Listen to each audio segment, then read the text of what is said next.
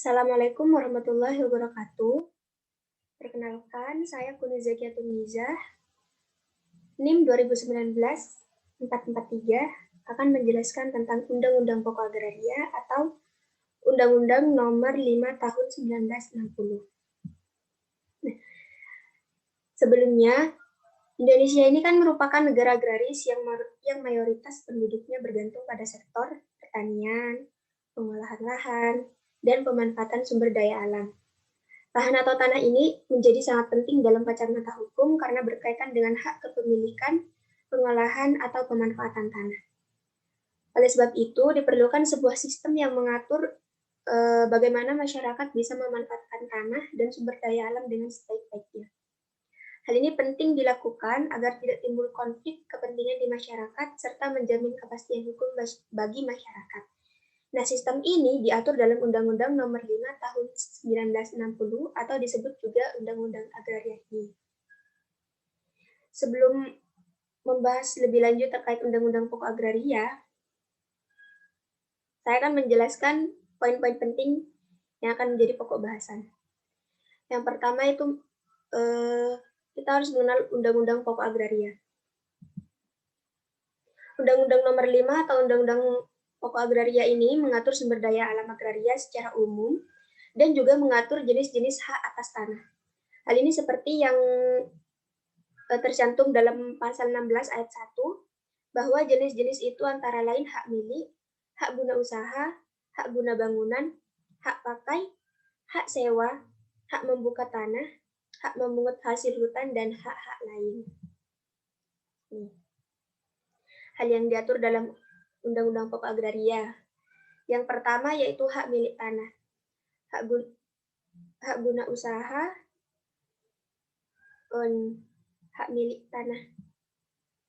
Hak milik yaitu hak turun-temurun, terkuat dan terpenuh yang dapat dipunyai orang atas tanah dengan mengingat ketentuan dalam pasal 6 Undang-Undang Pokok Agraria, dan hak milik dapat beralih atau dialihkan kepada pihak lain. Yang kedua, hak guna usaha. Hak guna usaha yaitu hak yang diberikan oleh negara kepada perusahaan pertanian, perikanan, atau perusahaan peternakan untuk melakukan kegiatan usahanya di Indonesia. Yang ketiga, hak guna bangunan. Hak guna bangunan yaitu hak untuk mendirikan dan mempunyai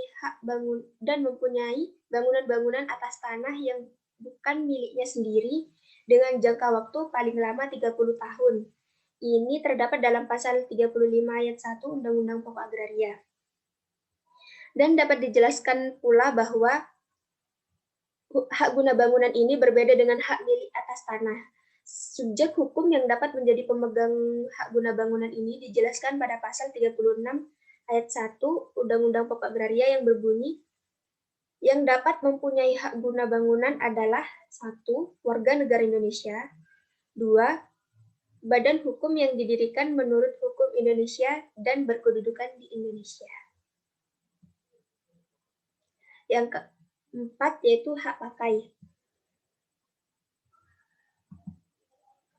Hak pakai yaitu di mana menurut pasal 4 ayat 1 Undang-Undang Pokok Agraria ini adalah hak untuk menggunakan dan atau memungut hasil dari tanah yang dikuasai langsung oleh negara atau tanah milik orang lain yang memberi wewenang dan kewajiban yang ditentukan dalam keputusan pemberiannya oleh pejabat yang berwenang memberikannya atau dalam perjanjian dengan pemilik tanahnya yang bukan perjanjian sewa-menyewa atau perjanjian pengolahan tanah. Segala sesuatu asal tidak bertentangan dengan jiwa dan ketentuan undang-undang. Itu hak pakai. Yang selanjutnya yaitu hak sewa. Nah, hak sewa itu merupakan hak pakai yang memiliki ciri-ciri khusus persewaan bersifat perseorangan. Maksudnya adalah menyewa dari seseorang yang telah mempunyai hak atas tanah sehingga tidak dimungkinkan persewaan tanah yang dikuasai oleh negara.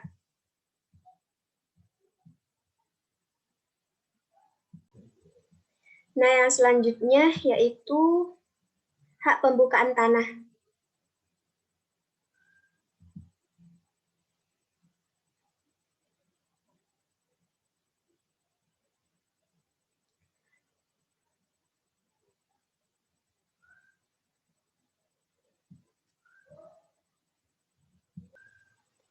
dan hak memungut hasil hutan. Melalui aturan hak pemanfaatan tanah tersebut, seluruh tanah yang dimanfaatkan wajib ini tentang hal yang diatur dalam Undang-Undang Pokok Agraria Nomor 5 Tahun 1960 ini. Melalui aturan hak pemanfaatan tanah tersebut, seluruh tanah yang dimanfaatkan wajib memiliki sertifikat sebagai bukti sah pemanfaatannya. Dalam proses pendaftaran pemanfaatan atas tanah, secara umum harus melalui 3 proses. Nah, proses tersebut melalui pengukuran dan pembukuan tanah, pendaftaran hak-hak, dan pemberian bukti hak yang biasanya berbentuk sertifikat sebagai bukti sah. Nah, seluruh proses itu sebagian besar dilakukan terpusat di Badan Pertanahan Nasional atau BPN. Nah, yang selanjutnya kita balik ke sini lagi.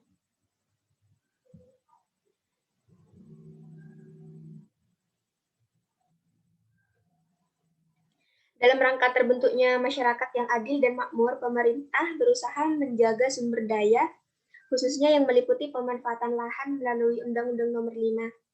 Hal ini dilakukan agar pemanfaatan lahan memberikan manfaat bagi kepentingan bersama dan tidak dikuasai oleh satu pihak saja.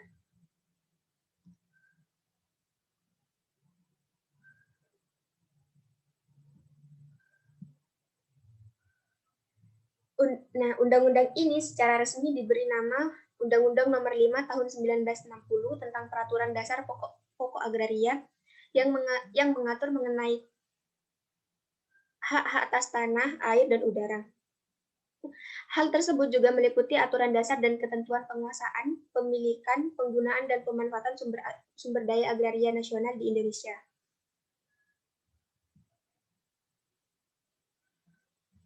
Nah, lebih lanjut, Undang-Undang Nomor 5 Tahun 1960 ini adalah penegasan bahwa penguasaan dan pemanfaatan atas tanah, air, dan udara harus dilakukan berdasarkan asas keadilan dan kemakmuran bagi pembangunan masyarakat yang adil dan makmur. Hal tersebut sejalan dengan Undang-Undang Dasar 1945, Pasal 33 Ayat 3 yang berbunyi, bumi dan air dan kekayaan alam yang terkandung di dalamnya dikuasai oleh negara dan dipergunakan untuk sebesar-besarnya kemakmuran rakyat. Nah, selanjutnya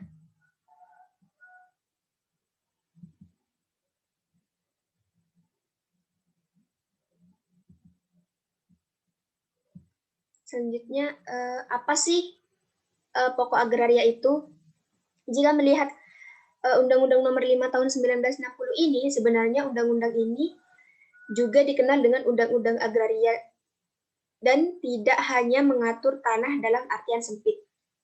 Undang-Undang Nomor 5 atau Undang-Undang Agraria ini mengatur sumber daya alam agraria secara umum, juga mengatur jenis-jenis hak atas tanah.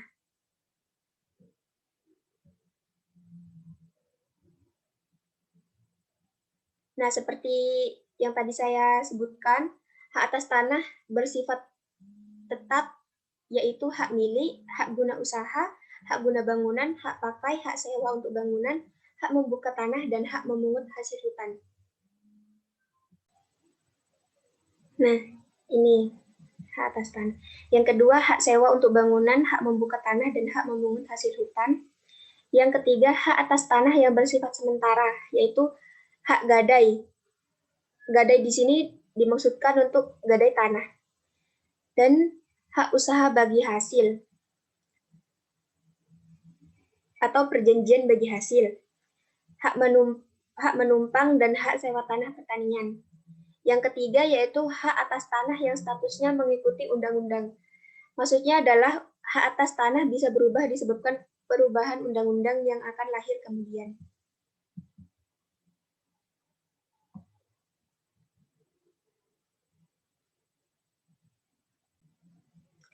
Nah, yang selanjutnya yaitu fakta Undang-Undang Nomor 5 Tahun 1960.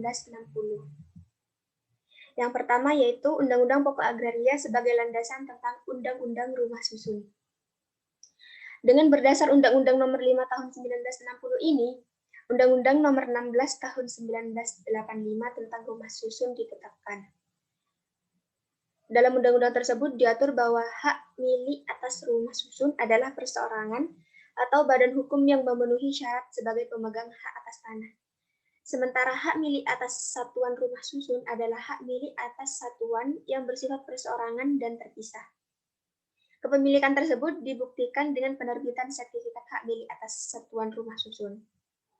Kegiatan pemeliharaan atau pengolahan rumah susun ini harus dilakukan oleh pengelola berbadan hukum, kecuali untuk rumah susun umum, rumah susun khusus, dan rumah susun negara. Pengelola diperbolehkan menerima sejumlah biaya yang dibebankan kepada pemilik dan penghuni secara adil dan proporsional. Nah, yang selanjutnya yaitu Undang-Undang Pokok Agraria sebagai landasan pasal 365 KUHP tentang penyerobotan tanah. Kasus penyerobatan tanah ini bukan barang baru lagi di Indonesia. Dalam Undang-Undang Pokok Agraria pasal 24 telah disebutkan penggunaan tanah milik oleh bukan pemiliknya dibatasi dan diatur dengan peraturan perundang-undangan. Hal inilah yang menjadi landasan pasal 385 KUHP untuk menindak kasus pidana penyerobatan tanah.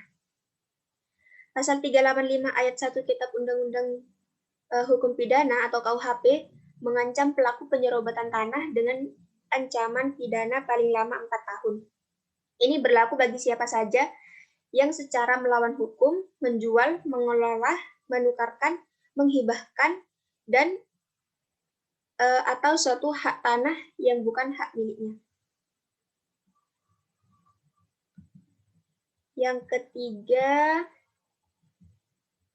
yaitu Undang-Undang Pokok Agraria sebagai landasan Peraturan Pemerintah Nomor 24 Tahun 1997 tentang pendaftaran tanah.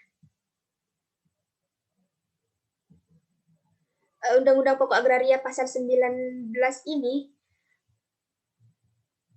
berisi tentang pendaftaran tanah sesuai dengan ketentuan-ketentuan yang diatur dengan peraturan pemerintah. Pasal ini kemudian melahirkan PP nomor 24 tahun 1997 yang mengatur tentang pendaftaran tanah. Pendaftaran tanah ini dilakukan untuk menjamin kepastian hukum dan perlindungan hukum bagi pemilik hak atas suatu tanah. Nah, kegiatan ini dilakukan meliputi pengukuran perpetaan dan pembukuan tanah, pendaftaran hak-hak atas tanah, dan peralihan hak-hak, serta pemberian sertifikat tanah sebagai alat bukti yang kuat dan sah. Seperti yang saya jelaskan tadi tentang hak-hak yang diatur dalam Undang-Undang Pokok Agraria Nomor 5 Tahun 1960 tadi. Nah, yang keempat yaitu Undang-Undang Pokok Agraria sebagai rujukan reforma agraria.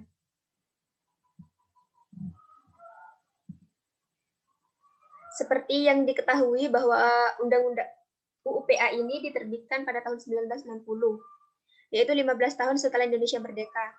Undang-undang ini diberlakukan saat kepemimpinan Presiden pertama, yaitu Insinyur Soekarno. Tentu saja dalam pengembangannya, undang-undang ini memerlukan banyak perluasan dan penambahan agar tetap relevan dan dengan situasi, kondisi, dan perubahan zaman. Reforma agraria ini bertujuan untuk membangun Indonesia dari pinggir serta meningkatkan kualitas hidup dengan 3 cara, yaitu menata struktur agraria dari timpang menjadi adil bagi seluruh masyarakat. Yang kedua, menyelesaikan konflik dalam bidang agraria. Dan yang ketiga, membuat masyarakat lebih sejahtera setelah reforma agraria diimplementasikan. Nah, reforma agraria ini dikelompokkan menjadi 3 sektor, yaitu legalisasi aset, redistribusi tanah, dan perhutanan sosial. Hal ini sesuai dengan lampiran Peraturan Presiden Nomor 2 Tahun 2005 tentang Rencana Pembangunan Jangka Menengah Nasional tahun 2015 sampai tahun 2019. Yang selanjutnya yaitu Undang-Undang Pokok Agraria dan kaitannya dengan Undang-Undang Nomor 26 Tahun 2008 tentang Rencana Tata Ruang Wilayah Nasional. Undang-Undang UUPA ini merupakan aturan dasar yang mengatur mengenai tentang hak-hak atas tanah, air, dan udara seperti yang saya sebutkan di awal tadi. sehingga sangat penting dilakukan perencanaan kegiatan-kegiatan penggunaan atas tanah, air, dan udara ini secara tertib, efektif, dan efisien. Nah, atas dasar itulah diterbitkan Undang-Undang Nomor 26 Tahun 2008 tentang Rencana Tata Ruang Wilayah Nasional, dengan tujuan untuk mewujudkan ruang wilayah nasional yang aman, nyaman, produktif, dan berkelanjutan.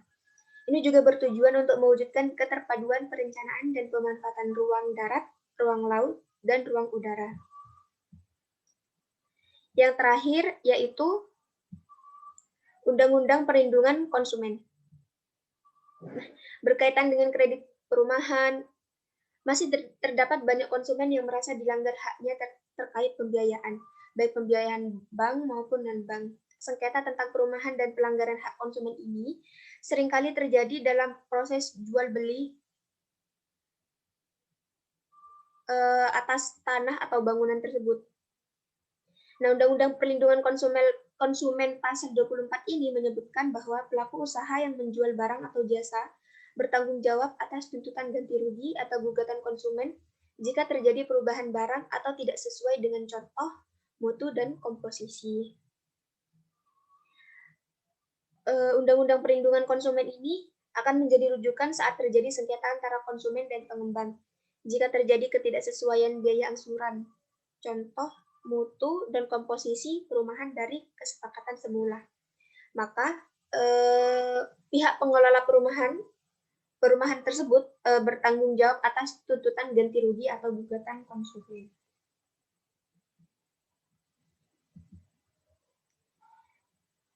Nah, yang selanjutnya yaitu dasar dan ketentuan pokok Undang-Undang Nomor 5 Tahun 1965.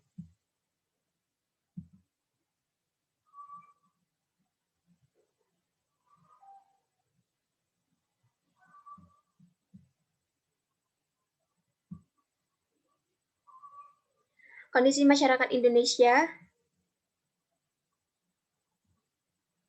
dalam proses pembaharuan Undang-Undang Nomor 5 Tahun 1960 ini terdapat beberapa pertimbangan yang menjadi acuan atau dasar peresmian Undang-Undang Agraria. Salah satunya adalah dengan memperhatikan kondisi dan karakteristik pemanfaatan lahan oleh masyarakat Indonesia.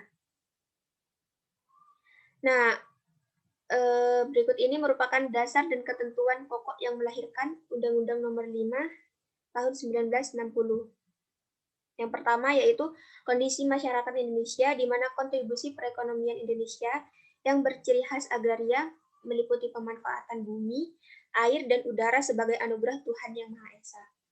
Ini perlu dijaga kelestariannya untuk kepentingan bersama dan membentuk masyarakat yang adil dan makmur.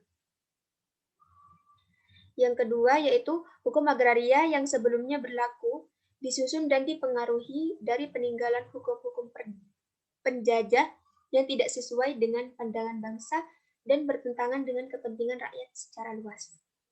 Yang ketiga yaitu terdapatnya unsur dualisme pada undang-undang sebelum Undang-Undang Nomor 5 yang meliputi hukum adat dan hukum agraria. Yang terakhir yaitu tidak adanya kepastian hukum bagi masyarakat luas.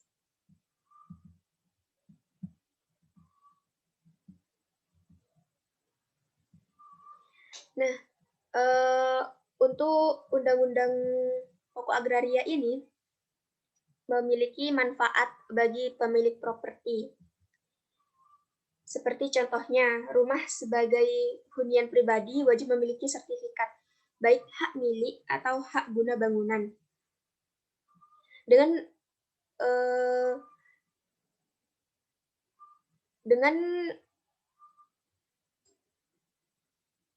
berpaku dengan Undang-Undang Pokok Agraria dalam masalah properti ini, tentu saja Undang-Undang Nomor 5 ini sangat bermanfaat karena aturan ini mengatur tentang jenis hak terkait tanah. Adapun 5 hak yang mencakup dalam urusan properti yaitu hak milik, hak guna bangunan, hak guna usaha, hak pakai, dan hak pengelolaan. Dengan memiliki kelima jenis hak tersebut, maka pemilik properti akan memiliki jaminan hukum dan kebebasan untuk mengelola propertinya. Misalnya hak guna bangunan yang memberikan kewenangan kepada individu atau kelompok untuk mendirikan dan mempunyai bangunan atas tanah yang bukan miliknya sendiri. Demikian penjelasan dari saya mengenai Undang-Undang Pokok Agraria Nomor 5 Tahun 1960.